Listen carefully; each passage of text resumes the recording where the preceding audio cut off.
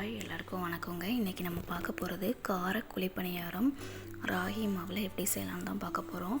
இதுக்குன்னு நம்ம ஸ்பெஷலாக எந்த மாவும் ப்ரிப்பேர் பண்ண போகிறதில்ல. ஆல்ரெடி நம்ம பண்ணியிருக்கிற கேழ்வரகு தோசை இட்லி மாவு இருக்கு இல்லையா, அதில் கட்டியாக இருக்கும் போதே மாவை கொஞ்சம் தனியாக எடுத்து வச்சுட்டு கார பணியாரத்துக்கு நார்மலாக நம்ம என்ன செய்வோமோ அதெல்லாம் ஆட் பண்ணி சுட்டு எடுக்க போகிறோம். அவ்வளோதான். ஆல்ரெடி உங்கள் எல்லாத்துக்குமே நல்லாவே தெரிஞ்சிருக்கும் ராகியில் நிறைய ஹெல்த் பெனிஃபிட்ஸ் இருக்குன்னு. ஸோ நம்ம அடிக்கடி இதை நம்ம ஃபுட்டில் எடுத்துக்கிடணும். நான் சொன்ன மாதிரி ராகியையும் இட்லி அரிசியையும் ஒரு 5 ஹவர்ஸ்க்கு ஊற விட்டுட்டு உருட்டு பருப்பு நம்ம அரைக்கிறதுக்கு 1/2 அன் ஹவருக்கு முன்னாடி ஊற வைக்கணும். இது எல்லாத்தையும் அரைச்சி ஒரு 6 ஹவர்ஸ் அப்படியே விட்டுட்டு நம்ம இட்லியாவோ தோசையாவோ ஊற்றிக்கலாம். அதிலேருந்து கட்டியாக இருக்கிற மாவு மட்டும் தனியாக எடுத்து நம்ம இந்த மாதிரி பணியாரமாகவும் சுட்டு எடுத்துக்கலாம்.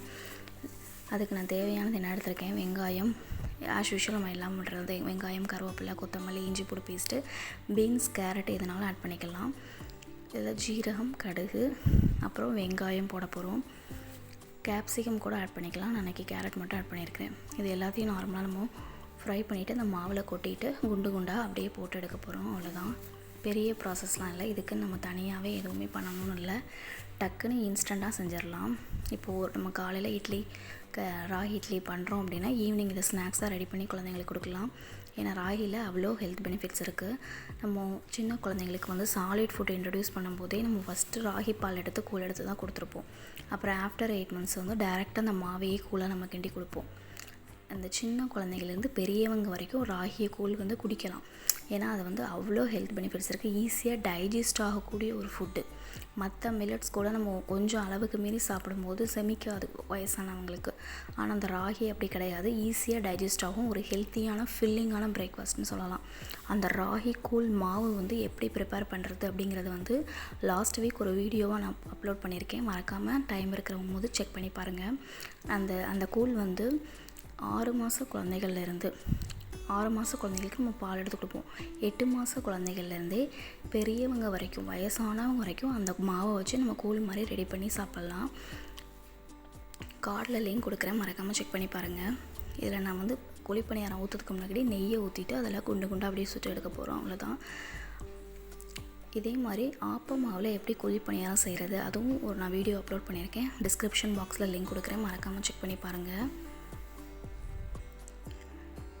கேழ்வரகு இட்லி தோசை மாவு அரைக்கிற வீடியோவையும் டிஸ்கிரிப்ஷன் பாக்ஸில் கொடுக்குறேன். தெரியாதவங்க அதையும் செக் பண்ணி பார்த்துக்கோங்க. 2 கப் ராகி, 1 கப் இட்லி அரிசி, 3/4 கப் உருட்டு பருப்பு, அதுதான் கணக்கு. உருட்டு பருப்பு 1/2 அன் ஹவருக்கு முன்னாடி ஊற வைக்க போகிறோம். மற்ற எல்லாத்தையும் ஒரு 5 ஹவர்ஸ் நல்லா ஊற வச்சுட்டு அதுக்கப்புறம் அரைச்சிட்டு ஒரு 6 ஹவர்ஸ் அப்படியே லீவ் பண்ணிட்டு போகிறோம். ஃபார் எக்ஸாம்பிள் இப்போ நம்ம ஒரு 8 o'clock நைட்டு அரைக்கிறோம் அப்படின்னா மார்னிங் சுட்டுக்கலாம். நல்லா ஃபர்மெண்டேஷன் ஆகி வந்துடும். நம்ம வாரத்தில் ஒரு 7 நாளுமே இந்த ஒயிட் கலர் தோசை அந்த மாதிரி சாப்பிடாம ஒயிட் தோசை, ஒயிட் இட்லி, சோறு இந்த மாதிரி கார்போஹைட்ரேட் இருக்கிறது நிறைய. இதுலேயுமே கார்போஹைட்ரேட் இருக்குது, இல்லைன்னு சொல்ல மாட்டோம். ஆனால் ரொம்ப நம்ம அந்த ஒயிட் ரைஸ் அதை விரும்பாமல் டெய்லி வாரத்தில் ஒரு 2 நம்ம இந்த மாதிரி மில்லட்டையும் நம்ம உடம்புல சேர்த்துக்கிறது ரொம்ப நல்லது. சோளம் வச்சு எப்படி தோசை ப்ரிப்பேர் பண்ணலாம் அதுவும் லிங்க்கில் டிஸ்கிரிப்ஷன் பாக்ஸில் லிங்க் கொடுக்குறேன், மறக்காமல் செக் பண்ணி பாருங்கள். சோள தோசை, சோள பணியாரமும் நம்ம செய்யலாம். பார்த்திங்களா எவ்வளோ சாஃப்டாக வந்திருக்குன்னு. இது லோ ஃப்ளேம்லேயே வச்சு சுடுங்க. அப்போ தான் உள்ளேயும் நல்லா வெந்து வரும், வெளியிலையும் நல்லா வெந்து வரும். நம்ம ஹை ஃப்ளேமில் வச்சுட்டோம் அப்படின்னா வெளியில் முறுமுறுன்னு இருக்கும், உள்ளே அப்படியே மாவு மாதிரி இருக்க மாதிரி இருக்கும். ஏன்னா ராகி கொஞ்சம் வெந்தால் தான் சாப்பிடும்போது செமிக்கும் குழந்தைங்களுக்கு. உங்களுக்கு என்னோடய வீடியோ பிடிச்சிருந்தா மறக்காமல் சப்ஸ்கிரைப் பண்ணுங்கள். பக்கத்தில் இருக்கிற பெல் ஐக்கானை கிளிக் பண்ணுங்கள், லைக் பண்ணுங்கள், கமெண்ட் பண்ணுங்கள், உங்கள் ஃப்ரெண்ட்ஸ்க்கு ஷேர் பண்ணுங்கள். பார்த்திங்களா எவ்வளோ ஃப்ளஃபியாக அழகாக வந்திருக்குன்னு. இதில் நம்ம சோடா உப்போ இல்லை எதுவுமே ஆட் பண்ணவில்லை. இதே இனிப்பு பணியாரத்துக்கு கருப்பட்டி பாகு வச்சு தான் இதே மெத்தடில் அந்த மாவை எடுத்து கருப்பட்டி பாகு ஊற்றி இனிப்பு பணியாரமாகவும் சுடலாம். இன்ஸ்டண்ட்டாக நம்ம டக்குன்னு செய்யணும், அவ்வளோதான். சீக்கிரமாக வேலை முடிஞ்சிடும். இப்போ காலையில் இட்லியோ தோசையோ பண்ணுறோமா, ஈவினிங் இதை பணியாரமாக செஞ்சு நம்ம பிள்ளைங்களுக்கு ஸ்நாக்ஸில் கொடுத்துக்கலாம். எப்போவுமே நம்ம ஜங்க் ஃபுட் சாப்பிடாமல் இந்த மாதிரி லைஃப் ஸ்டைல், இப்போ இருக்கிற லைஃப் ஸ்டைலில் ஜங்க் ஃபுட்டாக நம்ம எடுத்துக்கிறோம். எல்லா உணவுலேயுமே கலப்படம் இருக்க தான் செய்யுது. ஸோ நம்ம கலப்படமே இல்லைங்கிறது எதுலேயுமே சொல்ல முடியாது, அப்படி தானே? அப்போது நம்மளால் முடிஞ்ச வரைக்கும் எந்த அளவுக்கு ஹெல்த்தியாக சாப்பிட முடியுமோ அந்தளவுக்கு சாப்பிட்டுக்கலாம். அதுக்காண்டி ஜங்கு அதெல்லாம் சாப்பிடவே கூடாது அப்படிலாம் இல்லை. நம்மளோட கிரேவிங்ஸ்க்காண்டி என்னைக்காவது ஒரு நாள் அதை எடுத்துக்கிறதுல தப்பே கிடையாது. கண்டிப்பாக எல்லாத்துக்குமே அந்த கிரேவிங்ஸ் இருக்கும்.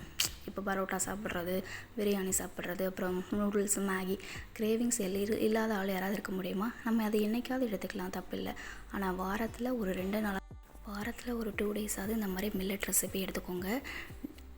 ஒரு நாள் வந்து சோளம் செய்யலாம், ஒரு நாள் கேழ்வரகு செய்யலாம், அப்புறம் வரகரிசி, குதிரைவாளி அரிசி, சாமை, இந்த மாதிரி நிறையா மில்லட்ஸ் நம்ம வந்து அட்லீஸ்ட் ஒரு 2 சேர்த்துக்கணும்.